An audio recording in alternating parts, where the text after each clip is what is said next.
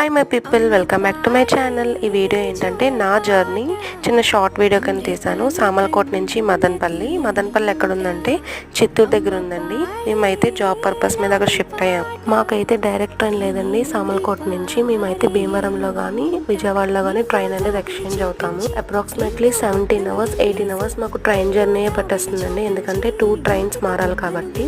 మాకైతే తిరుపతి చాలా దగ్గర. మదనపల్లి నుంచి తిరుపతి ఒక 150 కిలోమీటర్స్ అరౌండ్ అలా ఉంటుంది.